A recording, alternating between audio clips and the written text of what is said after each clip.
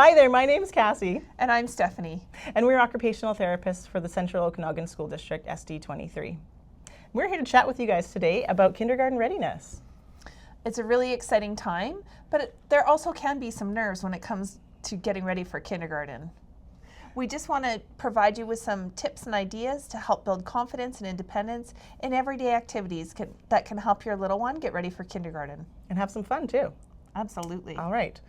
First off, the backpack. Let's do it.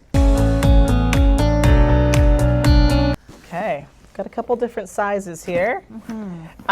One of the things that I really like when purchasing a new backpack is to look at the zipper. And just make sure that it's nice, big, fat, chunky, and it rides a little bit smoother and it's easier for little hands to grasp.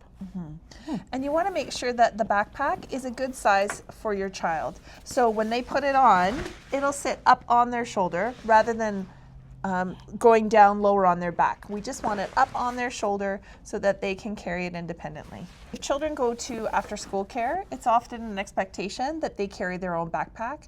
So as much as we're all guilty of helping our kids out, it is really important to build that independence and that skill and help your child learn to carry their own backpack. Builds some muscle too, right? Yeah, it does. It's And great. stamina. And it's great heavy work. It helps get them regulated before going into the classroom and at the end of the day. Great.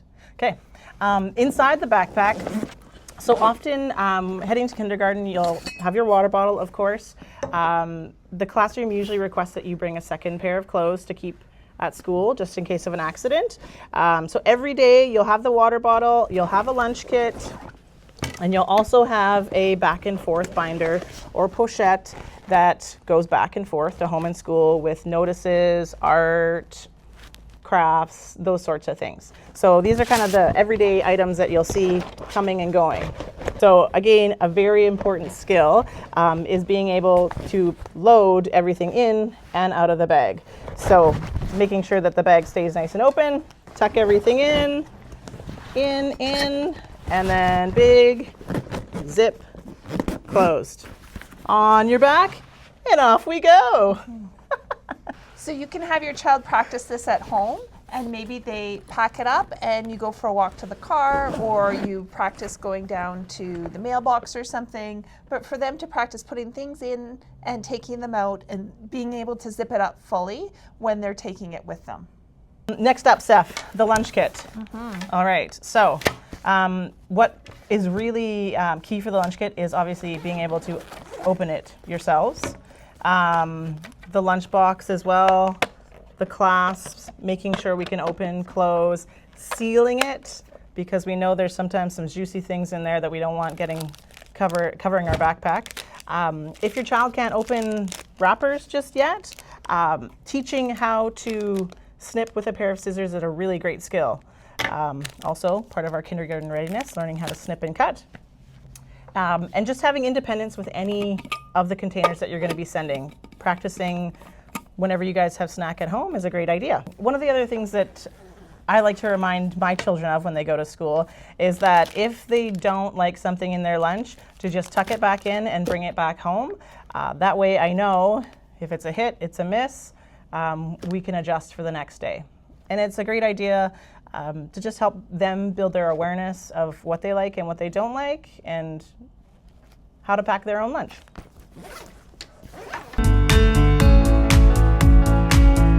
All right, next up is shoes and clothing, outerwear. Yeah. So when your children come to kindergarten, they will often be required to have indoor shoes and outdoor shoes.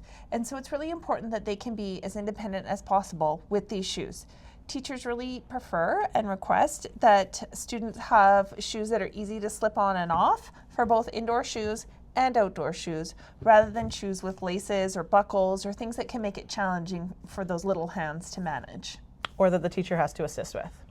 And I know that we're coming in September and jackets aren't really necessary at that time, but it's always great to keep practicing the skill of zippering because winter sometimes sneaks up on us. One of the things I like to do is talking about taking the tongue and putting it in the mouth and then going all the way up to your chin. Fun. Sometimes children will say, I can't do it, or I need help. And it's okay for them to need help. But what we want to do is have lots of repeated opportunities for practice and modeling so that they can see what needs to be done and we can help them build their confidence. We could say things like, this is tricky, but I know you can do it. Or with lots of practice, we can do it. It might take some time, and that's okay. Yeah, you got to try again, right? Absolutely. One of the things we recommend is packing a lunch or a snack, packing some water, loading up your backpack, and heading down to the neighborhood school for a little field trip. Gives them some experience on the playground, gets them familiar with the setting, and have some fun. As occupational therapists, you know we love and can't let this video go without talking about toileting. Toileting is something that happens for everyone, and so it's really important to give your little one lots of opportunities to practice toileting in lots of different settings. The home bathroom situation will look different than the school one. So take your little one out to different public places, restaurants, coffee shops, the library, different places like this so they can practice what it's like to be in a public washroom. They're more echoey, and they often have things like the manual hand dryers that can be noisy. So these automatic flushers too, right? Yes, can absolutely. Be very loud. So all these things can affect our little ones and their abilities to use the washroom. Yeah. So first things first, when you go out to the community to practice, getting into the stall, making sure we're practicing the latch and unlatch. It's kind of funny when they get locked in there, but also, do you really want to slide underneath? No. The next thing, once you're in the stall, is to look at the dressing. So as cute and fashionable as these are, they have a button and they have a snap button and a zipper, which can be difficult when you're in kindergarten and you're immersed in the activity, and then all of a sudden your body is saying, red light, I gotta go, and it's an emergency and you've got to run to the bathroom. We just want to avoid accidents as much as we can. So sending them with a nice pair of pull-on, pull-off pants, again, practicing getting these on and off at home so that they are confident and they're independent in it is a really great activity to do. Another important activity to practice or skill to practice is how much toilet paper to take. So school toilet paper is often a lot thinner than home toilet paper. So teaching your child to take a full arm's length of toilet paper Or more. I'll have you know that. And then whether they do the wrap, Conveyor belt. or the scrunch, but showing them how to do that and then to wipe. And to keep wiping until the toilet paper is clean. So they may have to take a couple wipes in order to get it so that the toilet paper is clean before we know that they are clean. Hand washing. Last thing. So we want to make sure after we've wiped, we're taking them to the sink, getting a couple pumps of soap, and then we're doing a good suds to get those hands nice and clean. Singing happy birthday, counting to 10, what else? Twinkle, twinkle, Twinkle, little star. twinkle, little star. Anything you got to wash those hands and get them fresh and clean so you can head back to class. That's right. Kindergarten readiness happens in everyday moments. At school, at home, out in the community. And we really just want them to be prepared, feeling confident, and ready to hit the playground.